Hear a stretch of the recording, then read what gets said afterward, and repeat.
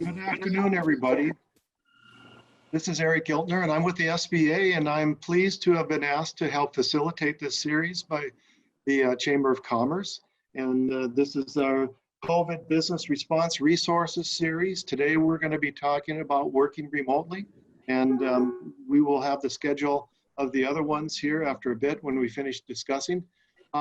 Today, we're going to be, again, looking at this issue of now we've got lots of people who are working remotely, and a lot of things can happen when you're doing that, especially when other phones ring, such as mine just happened. And so we'll kind of talk about what we're going to do. So our agenda today is I'm going to provide some simple keys to success, some things to consider when you're working from home. And then also we're going to do have some panelists discuss some technical basics and best practices. We're going to have Brian Winorovich and Mark Westacott visiting with us. And then finally, some lessons learned. I've asked Paulette Hans to share her experience. She's been working from home for 10 years now. I've had a little bit of experience of doing this myself. I worked from home for a couple of years when I was without an office, and eventually ended up in the federal building here. But it was a very different experience, and I realized that. I do want to go to the slide with the our sponsors and our sponsoring organizations, if you would, please.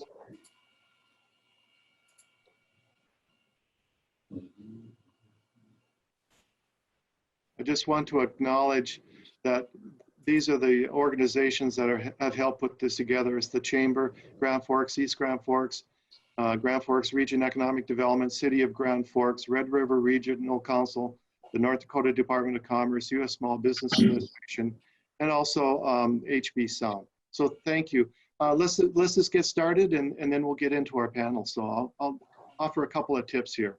So if you want to move it ahead to the third slide there, I appreciate that. There we go. Working from home, obviously, there's some things that we want to do. And first of all, since we're doing a teleconference, a couple of ground rules here. Keep your phone muted to eliminate outside noise. I know that we've done that by our host. Use the chat button at the bottom to submit questions. And then we will also allow some time at the end for discussion and other questions. So let's move on to the next slide. We'll take a look at some of the keys that we've identified.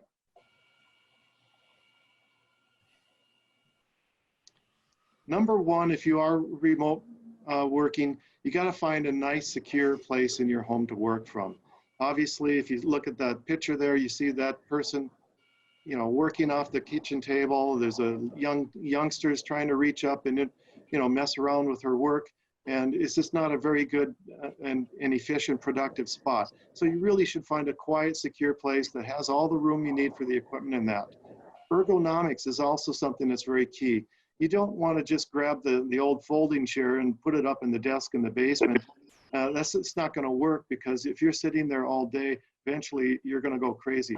Ergonomics is not just some fancy made up room. It really does have a place in the home work environment, making sure that you have a great chair that you're sitting in, that your lighting is proper, and, you know, even not even working in the basement. Sometimes this is great to find a room where you can have a window so you can look out. Also, storage is an issue. If you're away from your desk, is it secure? Is it safe? I have some friends that they actually work at home and they're crafters in that, and they worry about their kids coming in with their friends and messing with things when they're in process. And so, you know, all of that should be something that you consider as far as working at home. Please go to the next slide. Technology, obviously, you know, having the proper technology so you can engage with others, you know, through the use of teleconferencing like we're doing right now is very important. We've got a couple, Brian and Mark are going to lead the discussion on that. Number 5 is rules. Just letting everyone know that, hey, I am working at home. It's not like it was before. So you got to lay down some rules. And obviously, you know, I've seen people actually will put up a sign on their office that just says something like, notice I'm busy, probably not have to the come back later and I'll ignore you part. But it's just interesting. I have a client, and I called him at home, and I asked, I was going to ask him a question, and he was working from his home. He had a home office. He had his own cell phone and everything. And I called, and a little girl answered. And so I asked for her father, and she said, well, he can't come to the phone right now. And I said, why? And she says, well, he's pooping. And I was just like stunned, and I was glad that it wasn't one of his real clients, who might be offended by that and question his professionalism. But those are some things too. So if you are going to be on the phone, you don't want to have your dog run through, you don't want to have your kids coming through, you want to have something that's secure, quiet, and does show some professionalism for what you're doing. Please go to the next slide. The last thing is just knowing that you're working at home, you're working alone, you've got people dependent on you, and so it's very important for you to get some time management skills and understand that I need to be able to prioritize, delegate, do some of these things, schedule effectively.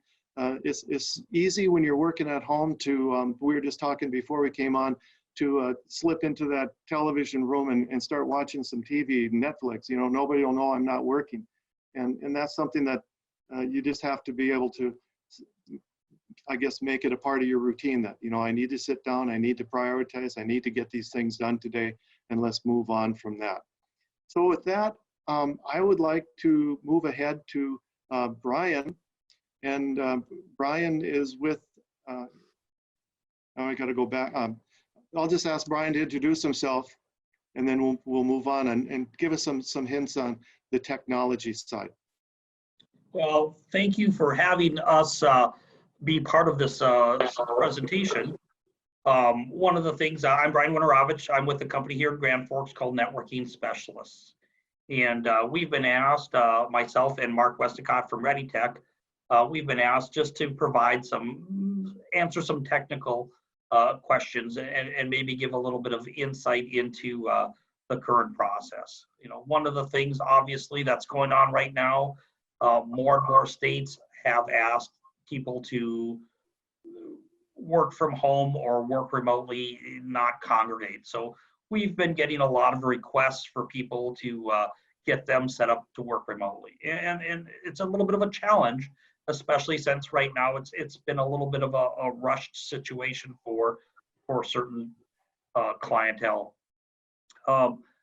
It's not just as easy as I can't grab my computer off my desk, take it home, plug it in, and everything's going to be exactly the same. There's a lot of technical challenges that come along with it. One of it, being in the computer industry, is security. We want to make sure that you're accessing the information that you need to, but unfortunately, there's that element out there that has been known to cause problems. We've seen a huge increase in the phishing emails related to the COVID pandemic that's going on. We've seen some emails saying, hey, for your government stimulus, click on this link to fill out the paperwork. So, one of the things we want to try to do is educate a little bit of the people that are out there trying to get online, looking for different advice. And I've been in the computer industry for going on 34, 35 years now. So it's been a wonderful ride. Technology is great when it works. We all know what it's like when it doesn't work. So I'll let Mark jump in here and introduce himself, and then we'll take some, we'll go over some of the commentary that we went over earlier, and then maybe take some questions. Thanks, Brian. I appreciate it. We are really similar to what Brian is going through. We have a lot of people, a lot of our clients already work remotely, but we have a lot of other people that are calling in and asking for us to set them up to work remotely. One of the things that we have to consider is if someone's calling in, and one of the things that happens to us is people will call in and their boss doesn't know they're calling in. They'll call in and say, hey, I need to work remotely and I'm so-and-so. We have to, as a technical company, we have to make sure that we are vetting those people and making sure that they're doing the right thing. If you are considering working remotely, I would suggest that you call an IT technology company, such as Brian's or myself. The reason for that is because there, as Brian had mentioned, there are a lot of people out there trying to scam the average small business. And the last thing we want to do, we have enough issues right now with the COVID-19 pandemic and everybody trying to, continue to work. And we have enough issues with that. We don't need to exacerbate them with people scamming all of us. Let me ask a question here for both of you. When people are working at home, they are sending back and forth to other people in their organization documents and information, and some of that might contain what we call, personal data, whether it's personal to individuals or maybe it's confidential information about the firm. What can they do to make sure that those emails with those attachments are secure? Well, that's a good question, Eric. Once again, a lot of people may be working with, like you'd mentioned, personal information. There might be financial, they might be a healthcare worker. So there might be some healthcare information, PHI. So once again, the big thing is making sure that you have all the right mechanisms in place. Once again, that you have a secure connection back to your network. Typically, a lot of times you'll hear that word VPN, which stands for virtual private networking, which Right. is an encrypted tunnel from your endpoint back to your office. And one of the things, a lot of the companies that are working with that type of data already have things in place in their existing business, which would include, and not only include, but include a firewall and policies that already require encryption. And the VPN clients, again, a lot of clients already work from home or from remote offices, and they're using the SSL VPN, which is a secure tunnel from their computer back to the network or the system that they're logging into. So let me ask this question, and I'll just use my home computer to do this. And I know that SBA, who I work for, they don't want us to be doing that. But what are the dangers of using your old home computer? Well, not only the issue is, once again, is your computer safe? Is it up to standards? Does it have all the latest security updates? Is it being monitored? Do you have a proper antivirus? So those are some of the security questions, obviously, that have to be part of the discussion. We want to make sure that people are able to connect properly to get their work done, but we also want to make sure that they're not the weak point in the whole scenario where, gosh, my computer's infected. Now I've connected to my work network. Now I've passed that infection along and caused more problems. Yeah, we go through a list of different things that that are required for creating that virtual private network. And one of them, I guess, would be to make sure that they have the antivirus. But the other way we look at it is there's different ways of connecting from, say, a personal computer back to the network. And depending upon what is set up, we use the best and most secure way to do that. Okay. Do you guys know anything about the different, I'll call them management tools that people can, like the bosses can use to make sure that things are being done and that they're not, sitting on Angry Birds all day long on their computer or something like that?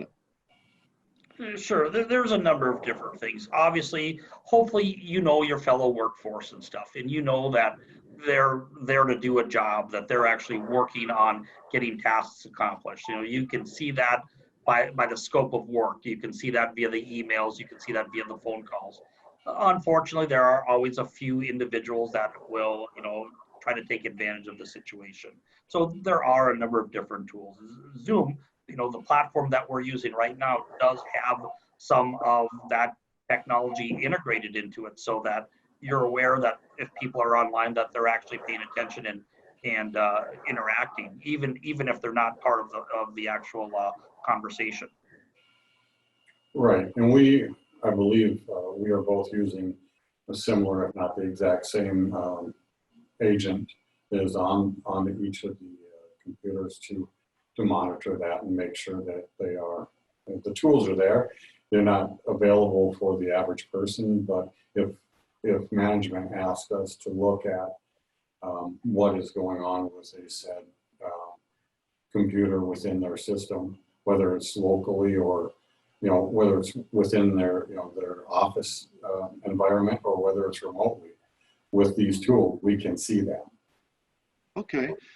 We'll come back to you guys when there's some other questions, but let's move on to Paulette right now. Paulette, do you want to introduce yourself and tell us about some of your experiences? Absolutely. Well, thanks so much for having me. I'm Paulette Hans, and I work for a company called Insight Software. They're headquartered in Raleigh, North Carolina, but I get the privilege to work from home, and I absolutely love it. But as Eric mentioned, he brought up some really good tips and tricks in regards to how you can be successful for working from home, and I definitely learned some lessons along the way. When I first started, I was working from my kitchen table, and like the slide showed that it's just not cohesive to working from home, and my back was killing me, and just all those issues, and there's so many disruptions. So I think it's really important to designate a workspace within your home. Now I'm fortunate enough, our kids are gone, and one of our bedrooms is actually my office, and it works so well for me. I remain focused, can keep the door closed, and I understand for many of you that have kind of been thrown into the remote working from home now, it's kind of difficult to probably designate a specific room, but I would just suggest designating or make something ad hoc, you know, even if it's in your bedroom with one of your end tables or nightstands, just something in the corner, whatever you can do to kind of isolate a little bit so you have that privacy, and it makes you a lot more efficient that way. A comfortable chair is crucial, and I have one here. I've actually invested quite a bit of money in it because it's you know, I sit in it all day long. It helps you to be comfortable, and again, that's going to increase efficiency as well. Good lighting is very important, as Eric mentioned. I have a window, which is awesome just to get that natural light coming in, or also being able to see better on your computer, things like that. I would also suggest keeping communication open with your coworkers, so you don't feel so isolated. You know, when I first started working from home, I kind of felt that way. I was kind of off on my own, off in North Dakota. The company was, you know, out in another state. But now at Insight Software, we have a Slack channel dedicated specifically to remote workers. So we message each other throughout the day, you know, hey, I got a great sale today, or I had a great call, this is what happened. Or some people will even send a picture, I'm working with my coworker today, and they'll have their dog, you know, sitting on their lap. So I think it's really important to keep those lines of communications open with your coworkers as well. Eric also touched on setting expectations with your friends and your family. That's really important. When I first started working from home, my daughter was 14, and she'd come barreling home from school at 3 o'clock and open the door, and, you know, all those disruptions. And I really had to sit her down and say, you know, I work from home, but I really am working, and I do need some privacy, and I can't have those disruptions. So I started putting signs on the door, I'm on a call, don't bother me, or don't disrupt me. So I think it's important to do that as well to maintain efficiencies there. And I think that's time management. That's also really important. I'm sure a lot of you already use Outlook calendars or Google calendars, but it becomes even more important to do so when you're working from home to stay on task. I often keep a sheet of paper also beside my desk to show this is what I want to accomplish today, check them off as I go along to make sure I stay on task that way. And also really try to limit yourself in regards to how much time you spend on social media. You kind of have to set some guidelines there internally with yourself. You know, only check it at lunchtime, or only check it at the end of the day, just to make sure you don't get, you know, distracted that way. I think that's about all I have for you, unless anybody has any questions later. Okay, just one more comment too, and maybe you do this.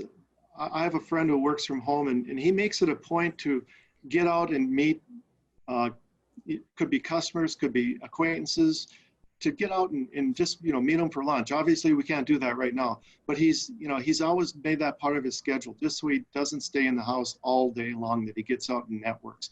And I think people who do work from home sometimes may forget about the importance of networking. What are your comments on that?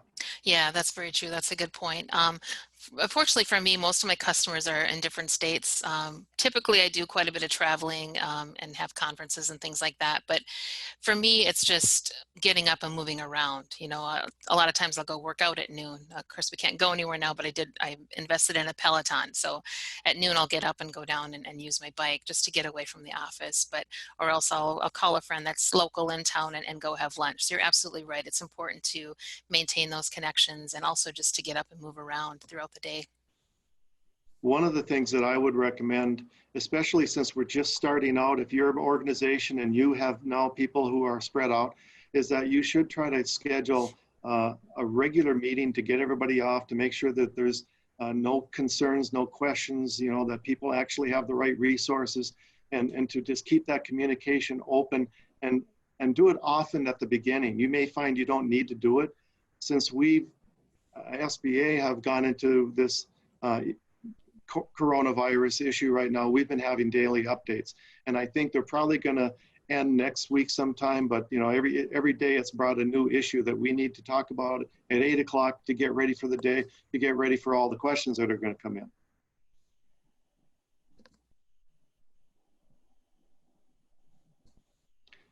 There are a couple of questions here. What does it take to set up remotely, and should I use my own equipment, or should my company be expected to set me up? Want to take that, Brian? Yeah, once again, it's going to vary between each organization because we're all a little bit different. I was talking with someone yesterday that worked for Bremer Bank. That's a much larger organization. They had provided all the necessary equipment so that person could work securely from a remote location. You certainly could take a look at using your personal computer, but obviously, once again, talk with your management to make sure that it's vetted, to make sure that you have the approval. Mark touched on that earlier and stuff.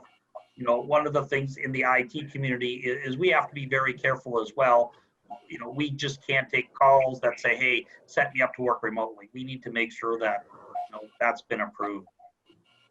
And one of the real, and Paulette has the really nice headset on.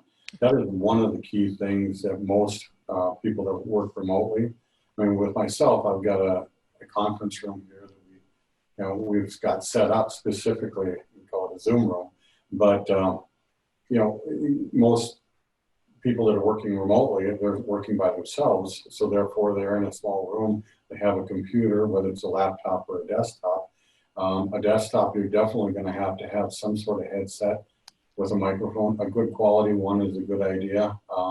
Obviously, you can work on your laptop without a headset, but then everybody can hear what you're doing, and your family, whomever. It's not a good idea. It's always a good idea to have a headset. The other part is to make sure that nobody's looking over your shoulder. That's kind of I think it's called shoulder surfing. I can't remember the exact term for it. But if you're in the type of industry where you've got data or information that's that shouldn't be shared, let's put it that way. You don't want your kids or your family or friends, you're looking over your shoulder. And there are ways one of the tools that we have is to, when you walk out of the room or when you're inactive, it actually takes and gives it a blank screen on your computer, so that if you're logged in, let's say, to your computer at the office from home, the screen's blank. So somebody walking by your desk can't actually see what you're working on the computer. Privacy and security are definitely key parts of the industry. There's a question here, but first I want to make a comment. At SBA, we actually have to take a telework. It's a small little online training seminar, and then we also have to sign an agreement. And so I was curious if Paulette, does your company have you sign a telework agreement? Did they give you any training beforehand? We did have training when I first started, but no specific contract or agreement or anything like that, but definitely some training on tips and tricks, much like we're doing here today. Okay. There's a question on the chat that says, any suggestions for how our local employers can employ or use virtual interns? And the writer is from the university, and they are looking to place some of their UND students with summer employment opportunities.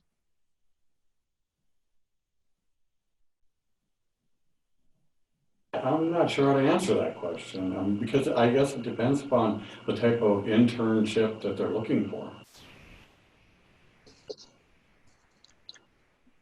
I would just like to add that I think that the individual is going to dictate whether they could work or not. So if you're a company and you've got, you're looking for a specific skill set, and maybe you think that, yeah, this could be done by somebody at home, call the university, because you'll have to meet with them and set them up. One of the problems with interns is that they usually are going to follow somebody around for a little bit to kind of get the hang of the job before they become productive. And it's kind of hard for you just to say, no, work from home and be productive. So, that might be a little bit of a difficult issue there. So it might be only for very high level skill sets that are out there that the student has.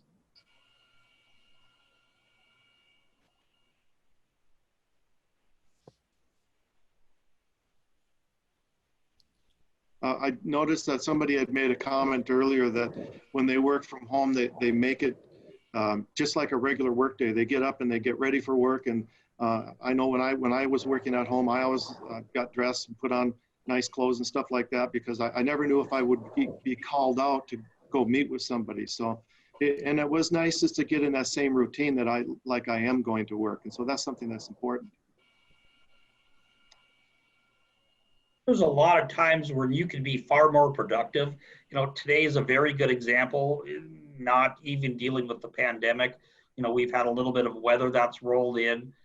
This morning, it was, I don't know what it was like outside of town, but from my facility here, it was hard to see across the road. So there's a lot of times where, once again, weather or other adverse conditions dictate that you really should work remotely. Well, one of the things that I have heard is going to come out of this is that having employees work from home has some great advantages. You're saving gasoline and energy, and maybe the company doesn't need as much space, but we're probably going to see a lot of people will say, hey, this, even though we're back to normal, this is something that we should use more often. And there are some advantages for the workers that they may be home, not necessarily having to babysit, but just being that adult presence in the house is a comforting thing. And so there are a lot of advantages for that. And I think we're going to see more of it after we go through there, especially now that we see that we have the technology to connect. We did not have this type of technology when I was working from home, where we could actually do face-to-face meetings. Everything was on the phone. Any other comments from the panel? I think Paulette made an excellent comment. I wanted to comment on it about, she called it Slack. Slack is a instant messaging program. There are a variety of those out there. And if you are going to work from home and your company doesn't have an instant messaging internally, use one of those, Teams, Slack, Skype, any one of them, because it keeps you involved with the rest of your company.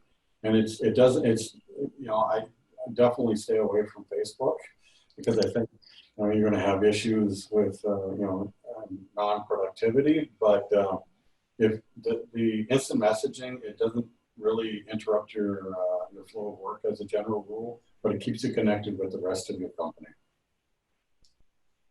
There was another comment here about maintaining communications with your staff. And Paula talked about a little bit about that earlier, where once again, they have a Slack channel, once again, where they can communicate.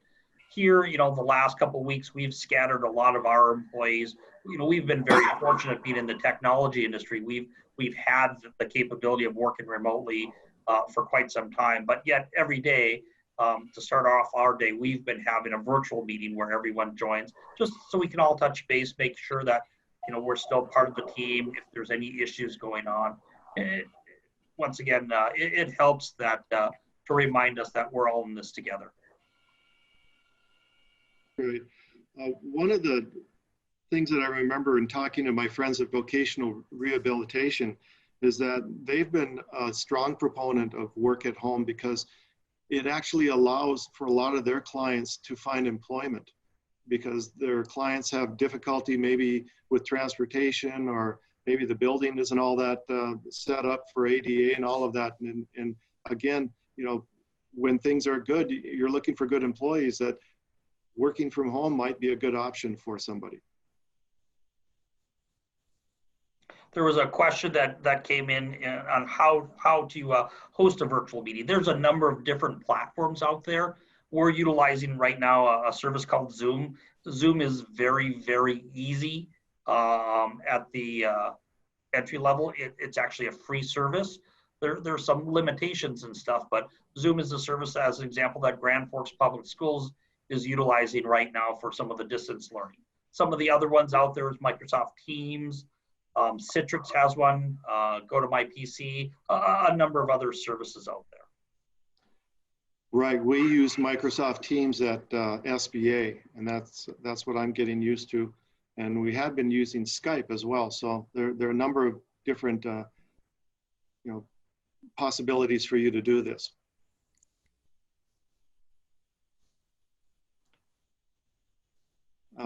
Yeah, there's a comment here that they like to send a kind of a fun thing around, just to kind of make everybody feel connected and to have share a laugh. And that's important too, is that,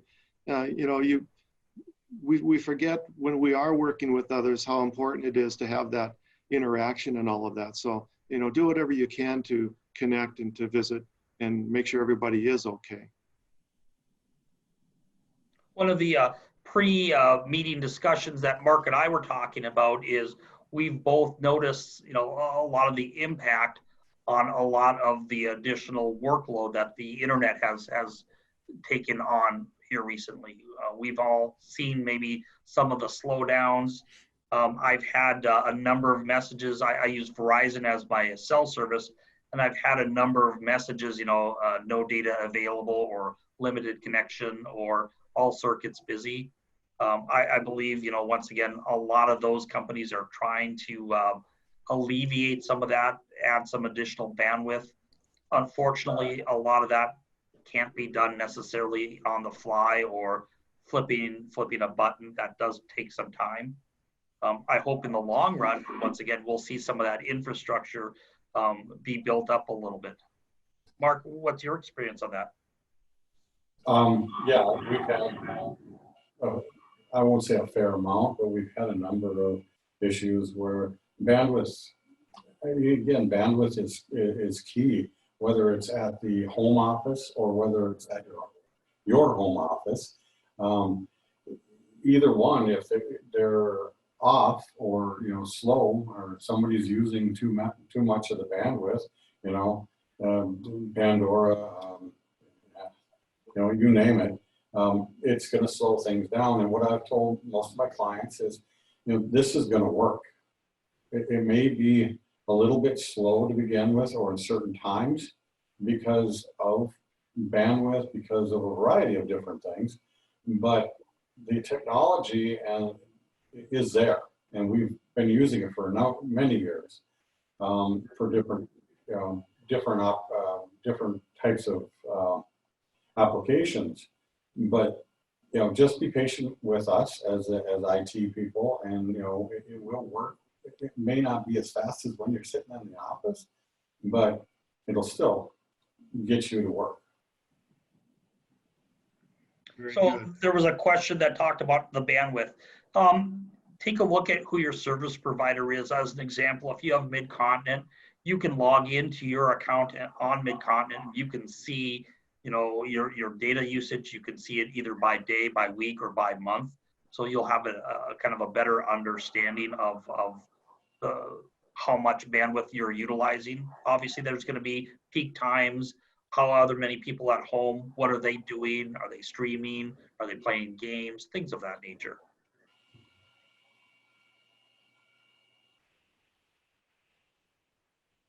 One of the things to think about, if you recall, this has happened not so much lately, but in the past, and some of us are old enough to remember this, that, you know, if you were working,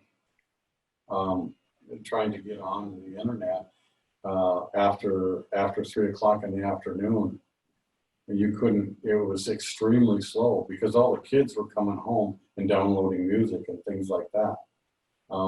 Just think of that and then multiply it by a lot of factors here.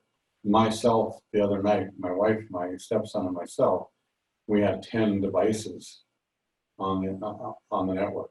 You know, just the three of us. And that's one other thing you can do if you're working remotely and you have some slowness. Take some of those devices that you're not using or don't need to use off of your network for the time being. There's a question about security issues with using personal cell phones for work. Brian, or? Obviously, once again, that's going to come down to whatever corporate policy is. Everyone has a cell phone and everyone utilizes it for either personal use, work use, most likely a combination of both. You know, cell phones, once again, during the flood, was somewhat of a new thing. Now we have a lot more capability. Rather than just a voice call, you can do video chat, streaming, everything else that you can normally do from an actual computer. Just like anything else, work with your management to see if they want you to utilize your personal devices. Obviously, there's some security concerns that go along with that as well. Okay, I noticed that it's interesting, before all of this happened, the US government put out some statistics, and one of them was that 45% of US workers have jobs that would be compatible with working from home. Now we're finding out that 100% of them are, in some cases, not quite that much, but obviously there's a lot of people that never thought they could work from home, and they're finding out that it is possible. But I do want to recommend that if you are working from home, take a look at some of those keys that we talked about. Make sure that your office is secure and ergonomic, that you do have a nice place to sit, that is well lit, and that your family understands that you have a job to do and you need to be left alone. So I was just gonna ask if Barry from the chamber, did you have any comments you'd like to say? Are we able to get him? Maybe not.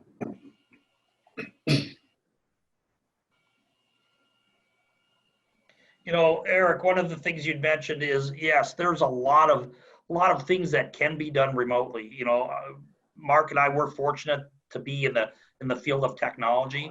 Unfortunately, though, there's still lots of things that require, you know, an on-site presence. You know, we can do a lot of things. We can help out a lot of people remotely, but gosh, if that device isn't plugged in or doesn't have power, or once again, gosh, if I'm in the construction trades, you know, it's pretty hard to pull wire or pound a nail from your house.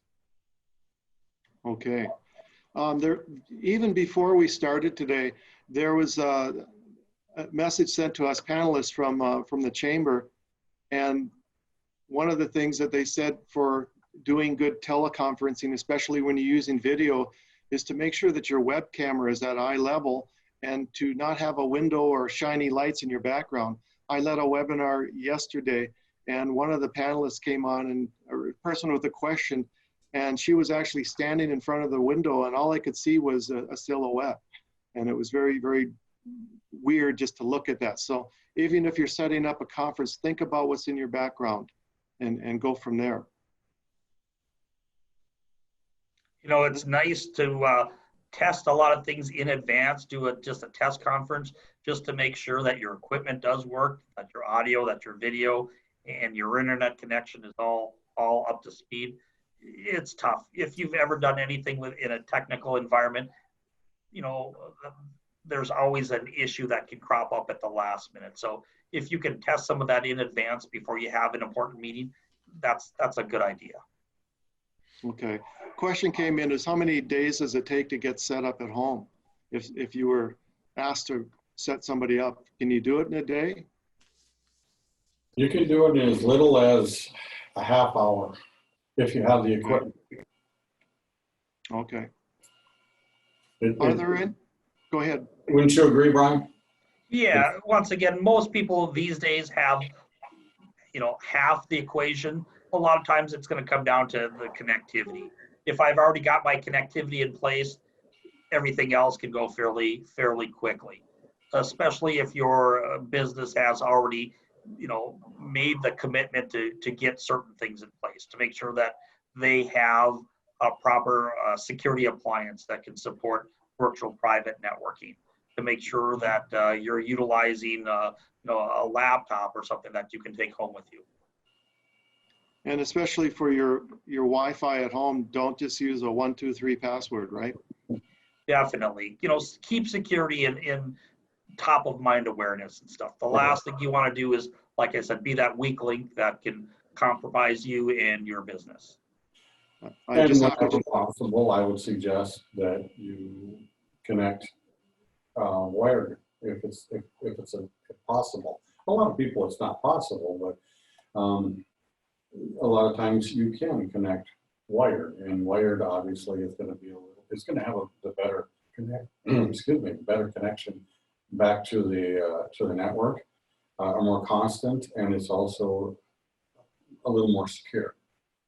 Yeah, I agree with Mark 100% on that. Once again, a wired connection is typically going to give you guaranteed bandwidth and guaranteed connectivity versus wireless. There could be so many other challenges. There could be other things that cause some disruption or some speed issues and stuff.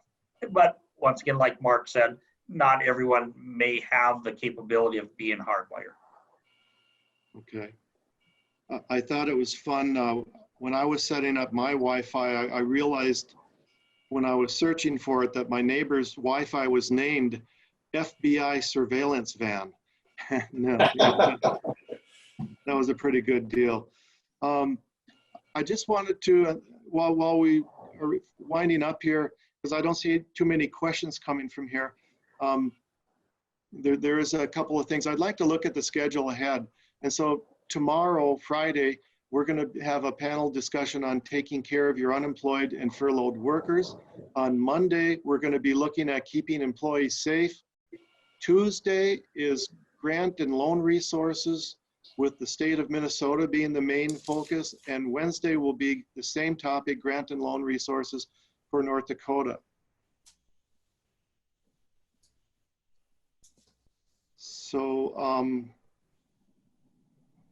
any final thoughts from you? I'll check the questions again, but I'll just turn it over to the panel. Well, I guess my final thought is if you are looking at doing this, then, please contact myself or Brian or any of our local IT companies. They should be able to hook you up. The key is to having a professional IT company to make sure that you have all the T's crossed and the I's dotted, that you are doing the right thing for your company and for yourself.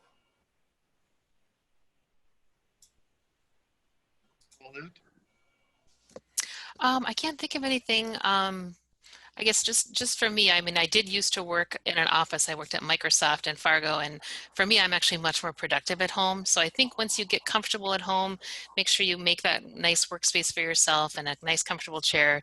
You'll find that you do get used to it, and it is actually quite nice. And I just always try to remember to be very thankful that I'm able to work from home, especially now in these times with everything happening. I think it's important to remember that we're lucky to have jobs, and to be able to work from home is pretty incredible.